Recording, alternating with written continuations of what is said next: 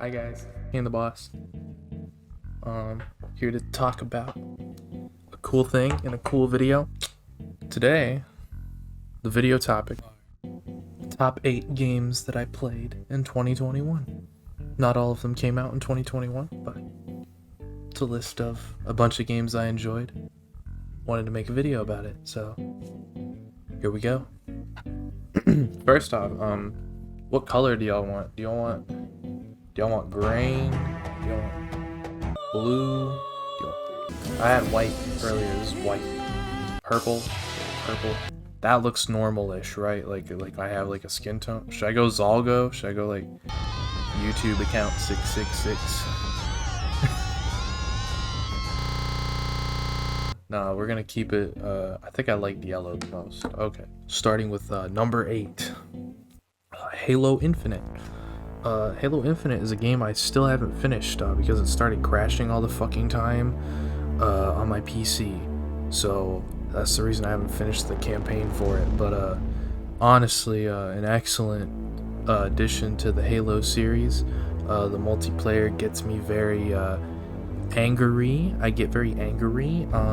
Shout out to the Mangler. The Mangler is a cool ass pistol.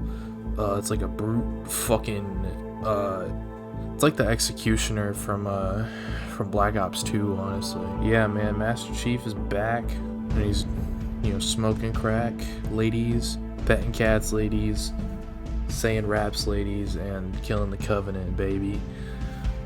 Number 7. Number 7 is No More Heroes 3.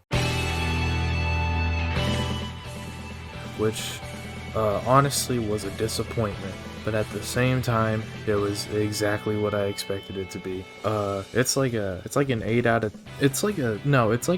5 out of 10 masquerading as a 9 out of 10. I don't know how else to describe it. Had a really good soundtrack, as I expected.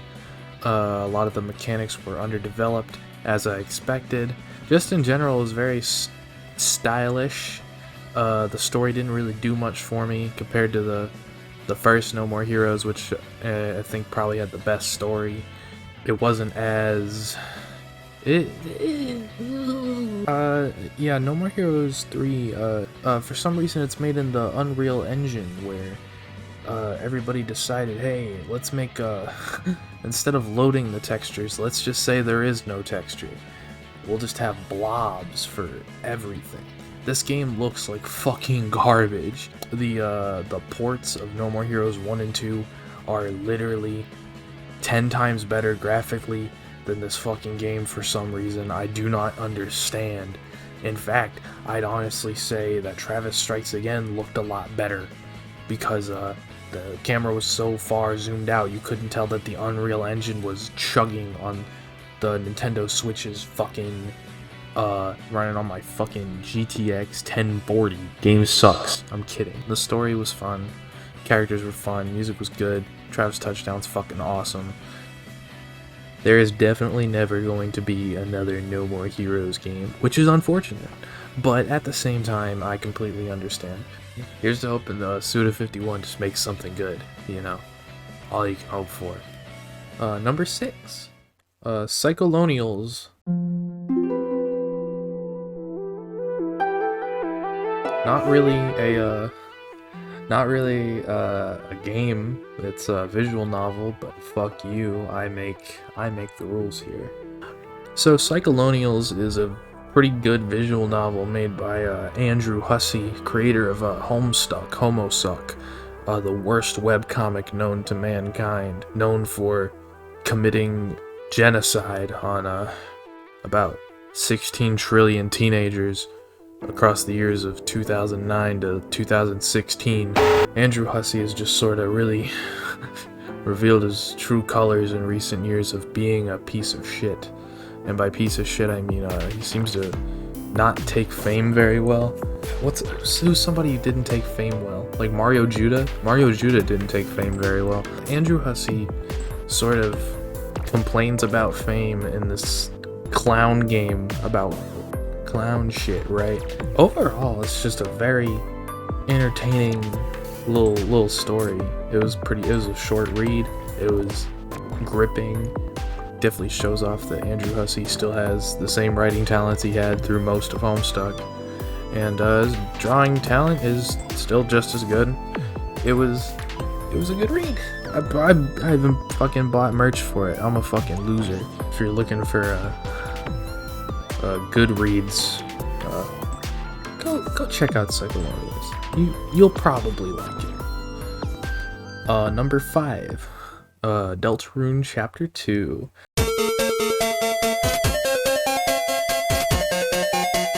So Toby Fox, creator of hit game Undertale, the game I will eventually review when I'm like 90, he finally released Deltarune Chapter 2, in which we also find out that Deltarune is gonna be like fucking like 5 more chapters, and we don't know when the fuck the rest of it's coming out, which is honestly the most disappointing news of all time, because I just really wanted to play the full fucking game, but I know it takes time. Deltarune Chapter 2 sort of follows the same gameplay loop. I don't know what to call it. Like, the JRPGs have like this loop in it. I've been playing Tales of Arise, and I noticed it, where you go from big area to big area, you fight enemies, you fight boss, you fight secret boss, you find secret things, and things happen. Deltarune Chapter 2 does it a bit more artfully than Chapter 1 did, I feel. However, I don't know, I feel like Chapter 1 and Chapter 2 are kind of equal. Chapter 1 sort of serves a different purpose. Like, I don't like the themes of Chapter 1 as much, with the, and by themes I mean like the overworld themes, like cards and suits and stuff. Like, I enjoy the topic, like it works for the world, but at the same time I'm not the biggest fan of it. And Deltarune Chapter 2 decides to go with the internet as its like overworld, which I thought when I showed up into it, I was like, oh fuck, this is going to hurt. This is going to hurt to be in. But no, it sort of just takes this like early 2000s internet edge and like develops characters like around it, and like, you know, Spamton, you go on Twitter, if you're watching this video, you go on Twitter, and you have like the Snowgrave route and stuff, kind of similar to Undertale's Genocide route. I don't know how that's gonna affect the story and stuff, but I think it's gonna be very good. Just very excited for the rest of Deltarune to come out. 9 out of 10. Number 4, the Phoenix Wright Trilogy.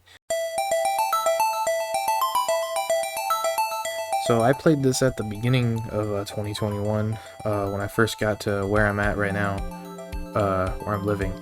And I didn't play the first one when I played through the trilogy, because I already played it when I was like 10, and I could basically remember the whole story for some fucking reason, which I can't do with most games, but for some fucking reason I can just remember every detail of the first Phoenix Wright game. And I decided, oh hey, I have this copy of Spirit of Justice, or whatever no, it's not Spirit of Justice, it's Justice for All. That's right. Yeah, the Phoenix Wright trilogy, I started when I was 10 and never quite, got around to finishing it until I was 20, or 19. I turned 20 in June. I played through Justice for All and Trials and Tribulations on my little fucking pink DSi. I think I got it in my drawer here. I bought it at a game store because I realized that my 3DS had stopped working, and I went to 3 different GameStops, and none of them, and I mean none of them, had a DS, DSi, or 3DS, or 2DS. None of them had any. I went to this retro game store, and the only fucking DS product they had was a DSi. Fucking, where did all the $80 new 2DSs go? Because that's what I fucking need. But then when I go on Amazon, they're like $700 fucking dollars. Fuck off. But yeah, so I bought a DSi and played through fucking Ace Attorney. I played through them. I played them. And they're very fucking good. They're good mystery games. I don't know what to call them. You play as an attorney and you do attorney murder solving things. I almost cried. It's so fucking good, dude. If you're not coming by the end of this game, it's over. Number 3, Inscription.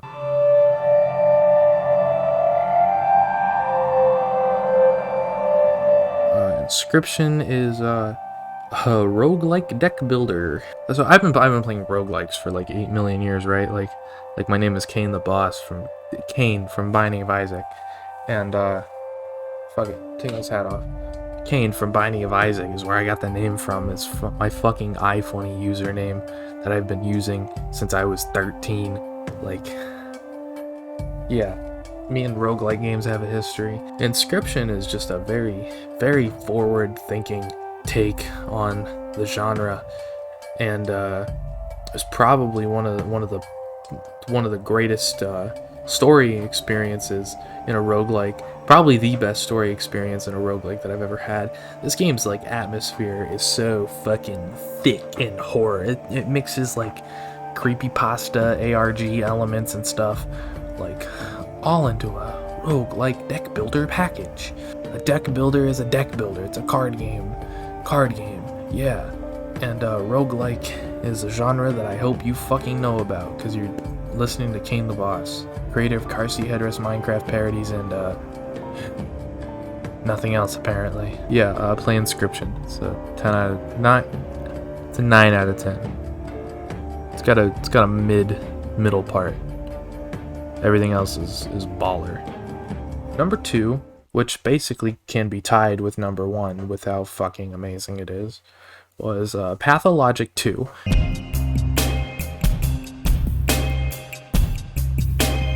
Which I believe came out in like 2019, I think. And boy, I was at this point in my life where I was like, oh, I'm kind of apathetic and nihilistic. I think I need to play this depression game that I've heard about, where it's like an anti-game. What I ended up getting out of it is one of the finest crafted stories, experiences, etc. that I've ever had the pleasure of experiencing ever.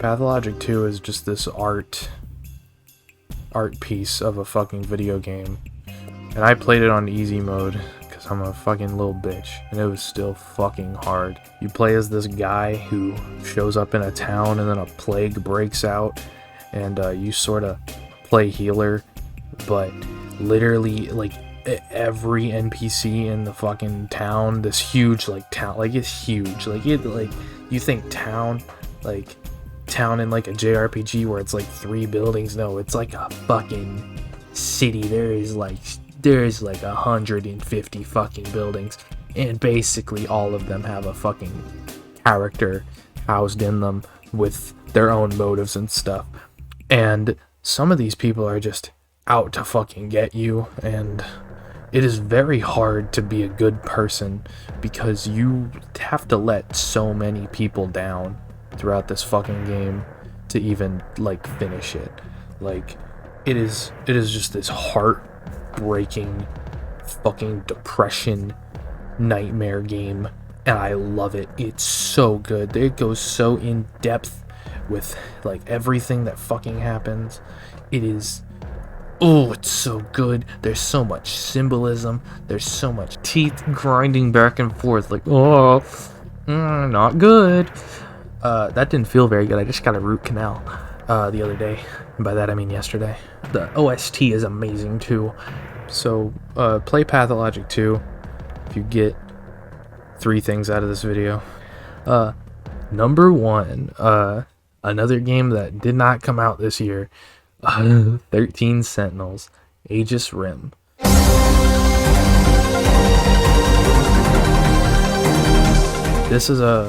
I'm putting this at number 1 because I feel like it's more of a video game experience rather than something that transcends a video game experience like Pathologic 2 does, where I really feel like I'm in a fucking art piece. 13 Sentinels is a video game. It's very much a video game, and it's made by the people who made Muramasa the Demon Blade, I think is what it's called. I might be wrong. I'll just cut it out if I'm wrong. And Odin Sphere. Instead of being this like side-scrolling action game like their other games are, which I don't actually know if that's correct. I've never fucking played their other games. This one chooses to be half turn-based mech fighting game, which already sounds like something that is not up everybody's alley, but you know, turn-based mech battling sounds pretty cool, right?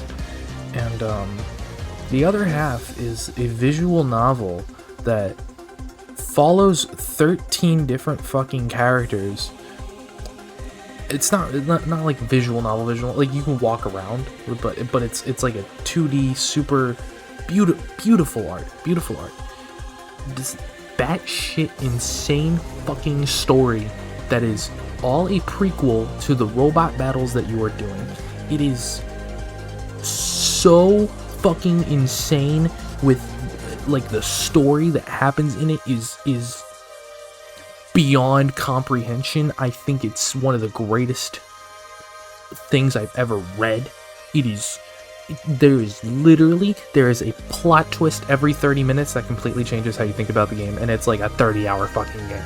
It's like every step that you want a game to take in like the right direction, it takes it. Like you're like, oh, I sure hope it doesn't do this, and they do this instead, and then they fucking do it, and you're like, like there'll be stuff that'll have me, I'll like burst out in laughter. I'll just start dying of laughter because it's so fucking ridiculous that it's happening. It's like, I haven't even told you what the story is because I can't. Like, just go fucking play it. Like, it's got like time travel. It's got so much shit in it. Like, every little step that you figure out leads you closer to the truth. And by the time that you've gotten like this prologue of everything, you really finally start to understand what's going on. And then you like finish the game, right? You finish it and the ending happens and you're like, oh my fucking god, this ending is amazing, holy shit. And there's even like an epilogue and stuff. But yeah, if you can't tell, quite like me with music, I have a certain thing I like with video games. With music, I'm mainly a melody type of guy, and with video games, I'm more of a story kind of guy. And yeah, thank you for watching.